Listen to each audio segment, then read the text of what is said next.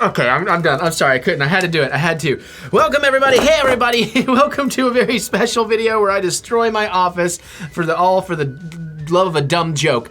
We're here to do a very special Friday the 13th video where we rank the Friday the 13th films. Yes, we had a real good time doing this for all the Star Wars films, or at least I did. I need to be careful. This is a real machete. I mean, it's pretty dull, but I mean, it's pokey and can hurt me. Yeah, so we're gonna rank all the Friday the 13th videos and movies, and hopefully have a good time doing it. And, you know, I am a lifelong lover of the Friday the 13th franchise. I'm definitely more of a Freddy Krueger guy, but Jason is always my number two. You know, again, Freddy, Jason, Michael, Leatherface. Anytime there was a new one of their movies coming out to theaters, my mom and I would be there for the very first screening. She'd take me out of school if we had to. That was our thing. She, you know, loved the horror stuff. I loved the horror stuff. I got the sci-fi from my dad, but I love things like this. And man, some of my fondest memories are like my birthday tradition as a kid when I could pack on the pounds and not, or pack on the food and not worry about the pounds, where on my birthday we would order me some Domino's, usually pepperoni and green pepper. I'd go to the video store, pick out 4 or 5 movies, whatever I wanted, and get an angel food cake, and I just basically locked myself in my room, binge watch horror films all night, and it was a great time. Of course, you know, I want to make movies, I wanted to make horror films, I was trying to make horror films. I know we got in trouble once, we got like the cops called on us when I was like probably 8, 7, something like that. We had some cheap Halloween masks, Jason masks, and a fake axe, and we filled Ziploc bags full of like red water and put them under our white shirts and like went out and hit each other, and it made like the red spread across our shirts, and these construction workers across the way were freaking out. And I was like, this is what I want to do for a living. But with all that said and done, let's get into some Friday the 13th fun. And I will say it has been a while since I've watched all of these. So some of these we're gonna go off memory, but some of them I've been rewatching this week. So I have watched the first 4 again, so they're pretty fresh in my mind. And if you like what I do and you want to know more about what I think and things I pick up on or just my opinions, I'm doing commentaries over on my Patreon channel. So I have a link in the description, or you can look up TheEricButts over on Patreon. And sometimes I do things for free. Case in point, today, hopefully as of now, if I figured it all out, or else it's coming out soon, I will have a commentary for the original Friday the 13th on my channel, and that one I can tell you is going to be free. So you don't have to pay anything, you can come over, you can follow for free, or if you do want to support me, it's $1 a month, or you can always donate more than that too, and we're gonna have a lot of fun over there. And there's some like bonus Friday the 13th video gameplays and stuff. All that stuff is out of the way though. Let's talk Friday the 13th. And I'm trying to think how I want to do this. This is going to be a tough ranking. This is going to be a tougher ranking, I think, than Star Wars films, because a lot of these really just fall on the same plane for me. Like, I mean, the first 4 are almost one giant movie. I mean, it's such a continuation, and I think Evil Dead might be one of the only other series that does this, where they literally have a previously on Friday the 13th. I mean, they don't say that, but they do that in 2, 3, and 4, and I don't remember if they do it in 5, but I might watch 5 tonight, depending on how long things run. So let's just start that way. Let's start tradition. Let's go with the classic. I am gonna start the classic in B. And you know how this works. I'll kind of put it somewhere, talk about it a little bit, and see if that's where it ends up. So, the thing with the original is, as a kid, I never really liked this one that much because it's not really Jason. Oh, spoilers. Sorry. Yeah, so it's not really Jason. I mean, I know it's like a 1980, so it's like almost a 40-year-old movie, but still, some people may not have seen it, so I feel bad if I just spoiled that for people. But hopefully not. Hopefully if you're watching a Friday the 13th ranking video. So that always turned me down, but Betsy Palmer was fantastic as Pamela Voorhees, and that twist is great. But of course, if you know the twist, after watching it a few times, it doesn't hold up quite as well. Some of the kills are pretty interesting, but again, with time, it doesn't quite hold up as well. And Savini's work is much stronger in 4, obviously, as we'll get to that. But honestly, the pacing of this one is not that bad. And having rewatched it the other night, and I'm about to record my commentary, there's some things I really like about it, about just even, you can kind of track Pamela Voorhees' movement through the camp based on things that are going on, where bodies are left, when sounds happen and things like that, up until kind of near the end when I think you're just not supposed to be paying attention to it, but if you've seen the movie 100 times, you start picking things up. And of course, Adrienne King was a pretty solid final girl in this, and overall, most of the cast is pretty good. Plus, you got Kevin Bacon in there, and it's probably one of the earliest looks at the Kevin Bacon boner, because that's in a lot of movies, sometimes even without clothes. And this is, of course, right before he gets penetrated. So it's just kind of a nice little thing. And they have like this one lady in there that looks like a very young Gina Gershon. It's not who it is, but, or was it Gina? No, Gina Davis. That's who I was thinking. And, you know, so I mean, overall, it's pretty good. It is kind of classic that it set the tone, it set everything up, it looks good. The cinematography is much better than it should be for a movie of that budget. We get Henry Manfredini's score. These films are, a lot of these earlier films are essentially music videos. There's such little dialogue. I think I'm going to leave that. I'm gonna leave that as a B, because I think I'm gonna judge this based on what I want out of a Friday the 13th. If I'm in the mood to watch a Friday the 13th movie, what do I want? I want fast pace, awesome kills, lots of Jason being ruthless and badass. So I think that's why I'm gonna keep this as a B, because I don't really get a lot of that. The kills are all right, there's no Jason, and the pacing is decent. So let's move on to Friday the 13th Part 2. We're gonna go ahead and start with that on the B tier. Now, we do get Mountain Boy Jason, and it is interesting. He makes a lot more noise and not necessarily dialogue, but a lot more noise and verbal communication in this than you really think of Jason ever doing. He kind of does through the first four, the pre-zombie trilogy, you know, when this is really more of an actual mad murder man on the loose kind of thing. And, you know, with Ari Lehman jumping out at the end of Part 1, that time shift from 1 to 2 doesn't really make sense in context, even though they all keep talking about it as if there's like 18 years between those two movies, even though there really wasn't. But I'm not really gonna knock it against that. Now, we do get Baghead Jason here because he doesn't have his mask yet, and I mean, that's actually a really cool design. I do appreciate it, and he does spear lovers through both of them at the same time in one sex scene. I like that he shows he's an equal opportunist killer in terms of him actually like hacking the guy in the wheelchair in the face. So again, the kills do get pretty good here. Plus we get that classic scene around the campfire of the guy telling everybody about the history of Jason Voorhees and Crystal Lake. And then we get the one of the first versions, if not the first version, of the prankster jumping out of the woods and scaring everybody. So, I mean, it really is kind of classic, quintessential Friday the 13th. It's not quite exactly the perfection of it, but it's up there, and it's got it's got a good pace. I care about some of the characters. I legitimately care about them, don't want to see them die. I don't think that opening where we rehash Adrian King really needed to be in there, but I guess they needed to pad it out a little bit. Do I want to kick this to an A? Yeah, we'll kick that to an A. We'll give that an A. It's like an A minus, B plus, we'll kick it there. Now, Friday the 13th, Part 3, where are you at, homie? We're gonna start with you on a B tier. That's bullshit. I'm gonna go ahead and start it on an A tier, because this is where Jason gets his mask. We have this guy who is not Tommy Chong in here, being an awesome stoner guy. We get some incredible kills. The 3D is cheesy and hokey, but I love it, and it really works. I wish we could get a proper 3D Blu-ray, but they don't really make that stuff much anymore, so we're always gonna have to have the red and blue, I guess, and that sucks. Or did they give me a proper 3D Blu-ray? Maybe they did, and I don't remember.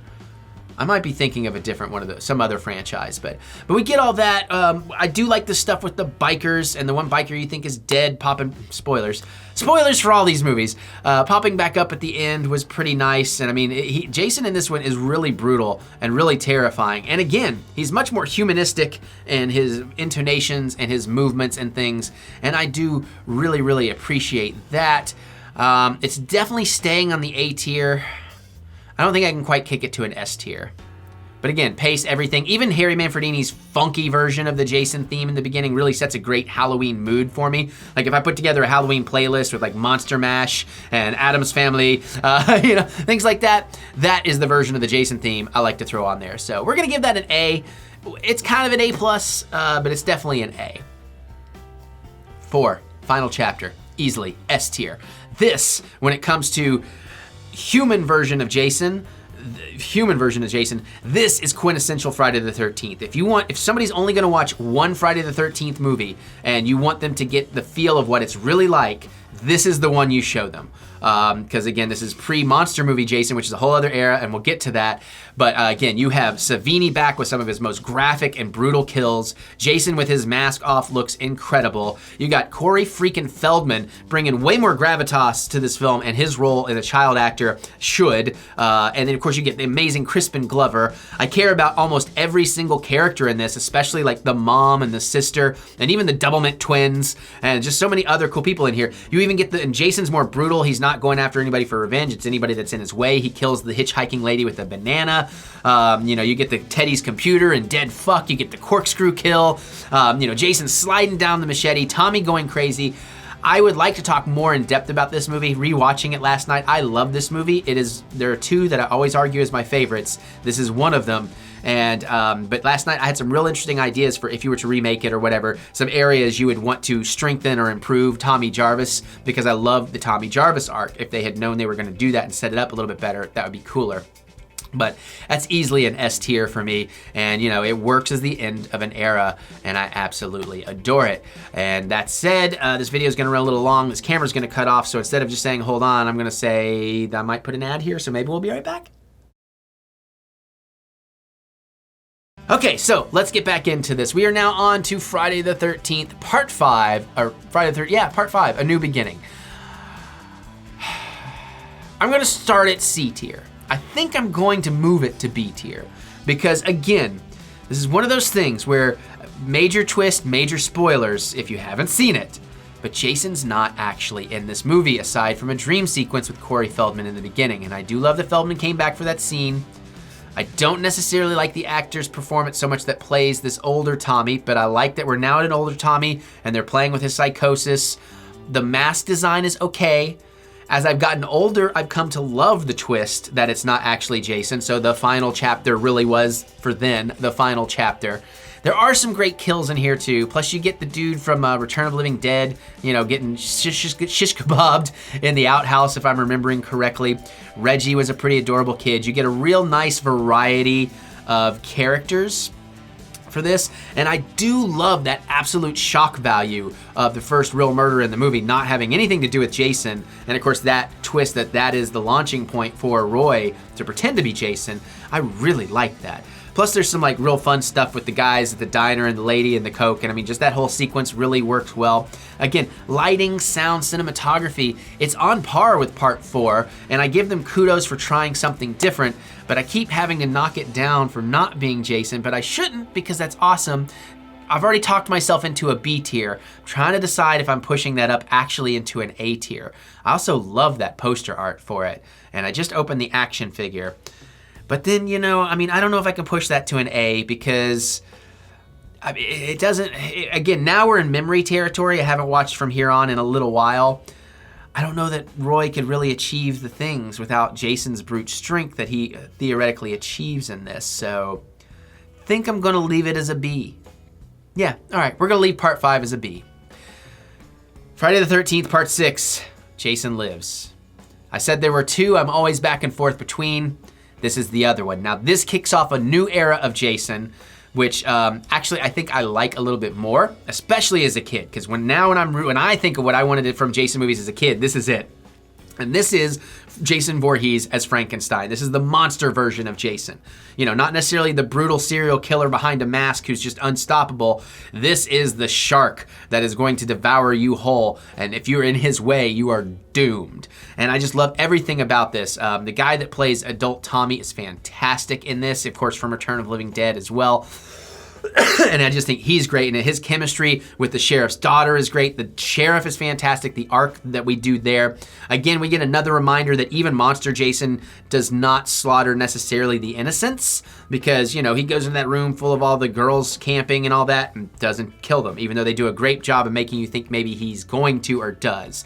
The father's bent backwards in half thing, the Alice Cooper soundtrack, the lady's face shoved through the RV wall and the flip and that iconic image of him standing on top of it. Plus the whole opening sequence with the paintballers, you know, and ripping the guy's arm off. And even the silly joke of the guy smashed into the tree. And it is a little bit too silly. I really should take points off, but I have such a soft spot for this. The happy face being left in the tree. I mean, what? But then you get that great moment when the guy frighteningly shoots the paintball at Jason, and Jason's like, the fuck? All right, what are you on? So all that stuff. is so good. And I think this is my and I agree this is not the best Jason design, but I think it's my personal favorite Jason design. And I think as much as I love Kane Hodder and as brilliant in the role as he is, I think this was my favorite performance of Jason. Again, that just Frankenstein vibe of it, even punching his hand through the guy in the beginning and ripping his heart through Kalima style. I mean, come on. All the lightning effects, the wind, the rain, the colors in this one, just everything about this is really, really fun. There's not a bad beat in this for me. I love all the characters. I love the counselors that have driven up and get stuck in the mud and they're trying to offering him money and just, and then the shot of the credit cards, like, Jason don't need your money. Jason's not a capitalist. So yeah, that's 110% S tier for me, and just absolute favorite. Plus, I mean, he's back, the man behind the mask. All right, so 7. We'll start it in that B tier.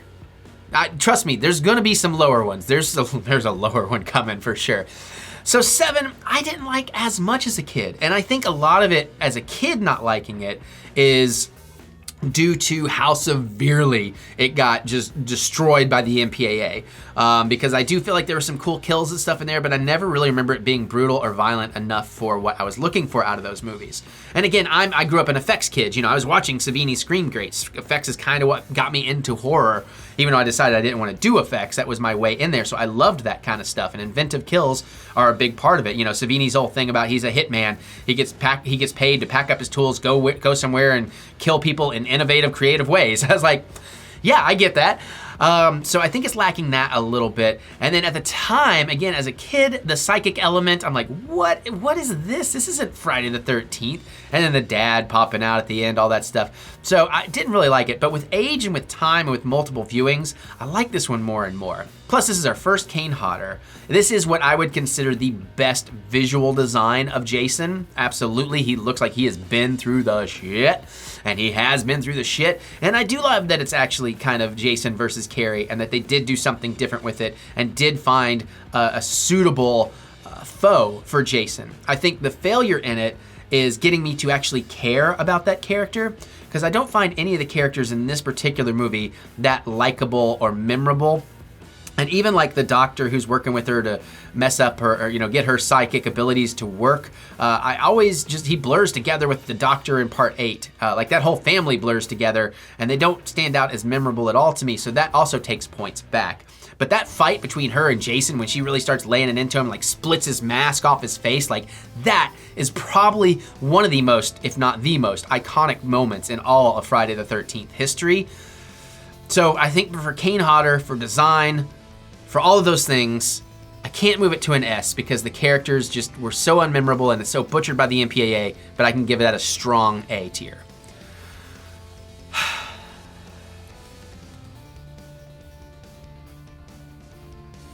What? What am I? What? Am I? No, hell no, I'm not gonna. So, Friday the 13th, Jason Takes Manhattan. Moving on. No, no, I will talk about it. You know, I might not actually leave it in the F tier. Again, as a kid, I'm still mad, as most of us are. Jason Takes Manhattan. No, Jason Takes a Boat to Manhattan. It's like that was the original title, and an ad exec is like, no, take those words out of there. Because it's how they sold it, you know, and the stuff in Manhattan is pretty good, but even that's not as satisfying as I want. The toxic waste through the sewer thing, even as a kid, I knew that was just dumb and ridiculous. You know, now the characters, the secondary characters in this are a bit more memorable, at least from 7, but they're not totally memorable. The boxing of Jason, I know some people love that scene. I can't take that scene. I mean, I like what they were doing with it, but it doesn't work for me. And again, the butchering of the lack of effects, you know, with the head getting knocked off. Now, I do like the kill by electric guitar. I like that they had the nerd with the camera. So, I mean, there are some things that remind me of things, but also I don't necessarily like the motivation of this one, that the girl almost drowned as a child and she's the one that got away. So Jason's gonna board this boat and go wherever she goes and chase her wherever she, like that to me, that's not Jason's motivation at all. And I don't think that fits within the character. So that also really, really lessens this for me. Plus, it's a fun trailer moment, but it's really bad in the context of Jason in a Jason movie. When he kicks the punk's jukebox, that makes sense. But then when they're all like, hey man, and instead of just fucking him up right there on the streets, he just turns around and lifts his mask and like, we're cool, we're cool. Like, that's just dumb. But is there anything good I can say about this? Because I feel like I want to take it out of F tier and not be... No. I don't think I can take it out of F tier. I mean, it's not like total failure. I should probably have a total failure tier, but... I mean, it's like D-. I'm just going to leave it there. I'm going to leave it there. All right, moving on. Jason Goes to Hell. I'm gonna start that in the B tier. I like this one more than most people do. Again, by my criteria, Jason's technically not in this one that much, but it's got that Freddy versus Jason ending. It's got the Necronomicon. It tried to tie in all these universes. We have the great opening with the people actually respecting Jason's existence and like just blowing him all to hell and trapping him, which I think is just an iconic sequence in the Friday the 13th franchise.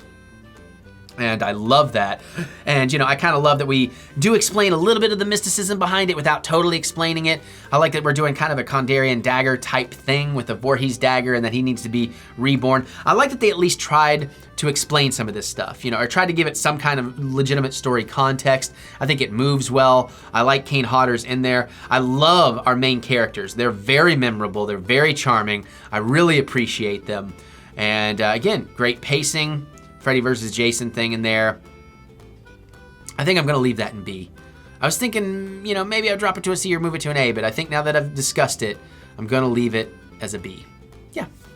All right, Jason X. We're definitely gonna start B tier, but I can already, you know, no, we're gonna go A tier.